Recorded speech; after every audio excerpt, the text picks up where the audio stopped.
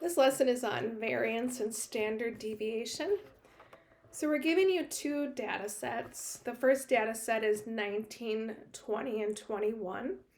And the second data set is 0, 20, and 40. So let's go ahead and find the mean of 19, 20, and 21. So we add up the three numbers and divide it by 3, and we get 20. The median is 20.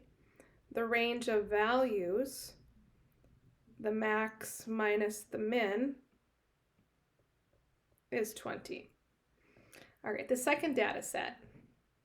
Add up 0 plus 20 plus 40 divided by 2, and we get 20. The median is 20, and then the range of values is 40 minus 0, which is 40. Notice the data sets have the same mean. They're both 20, and the same median of 20, but the spread, which is the range, is quite different. So the range of the first data set is 20, and the second one is 40. The measure of variation is a value that describes the spread of data. The most commonly used measures of variation is called the range, which is the max minus the min.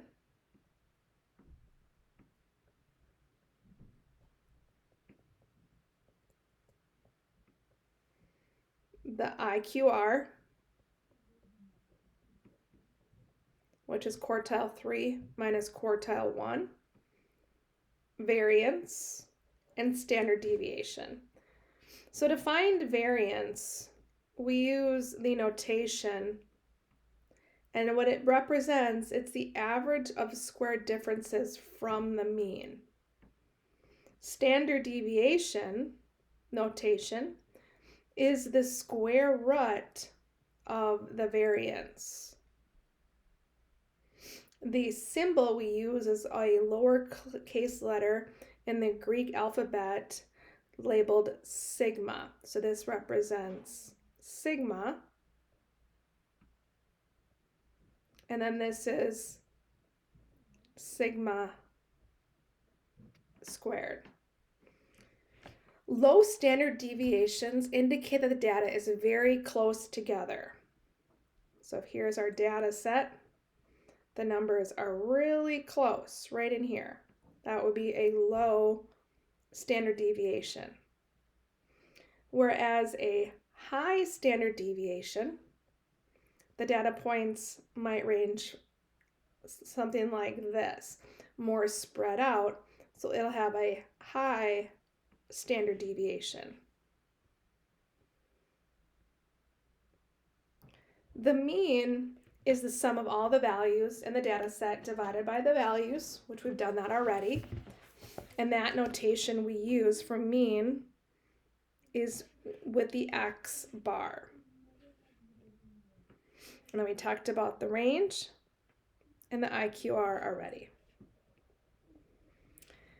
So there are some steps to follow to find the variance and standard deviation. Step 1 is you find the mean.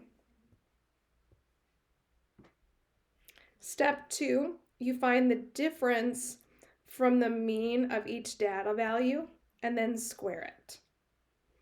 Step 3, you find the variance by adding all the values from step 2.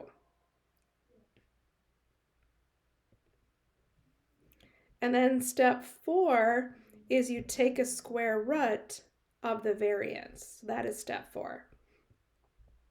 So here's an example that's been laid out for us. We have the data that represents the number of milligrams of a substance in a patient's blood found on consecutive doctor visits. And we want to find the mean and the standard deviation. So here's our data points. And the first thing we do, step 1, is we find the mean. So we add up all the data points and divide it by 10, and the mean is 10. Step 2, it's easiest to create a chart. So the first row in the chart is the data points. So here's all your data points. These are all your x values.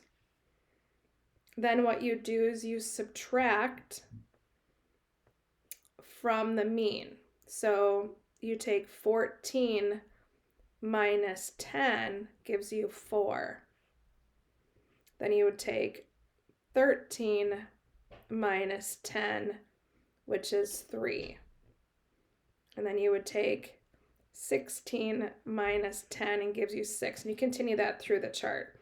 So that's x minus the mean.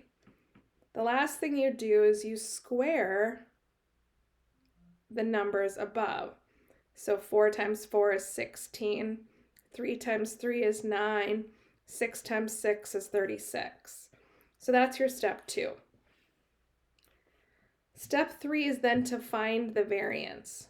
So what you do is you add up all of these blue numbers right here. So that's your numerator, divided by the number of items in your sample set. So that's your n. And you get a variance of 16.2. So that's the variance. The last step is to find the standard deviation. So step 4, to find the standard deviation, you take 16.2 and you square root it. Take the square root of 16.2, and that gives you 4.2. So what we found, the mean, the average, for when you were to go to the doctor and they check your blood, the average is 10 milligrams. And then the standard deviation is 4.02 milligrams. Okay. And then we will do this check for understanding in class, running through all those steps. We're always welcome to do those check for understandings before we head to class, and then we can just check it. And then this will be teaching you in class. It's how to use a graphing calculator, the TI 84, to find standard deviation and mean.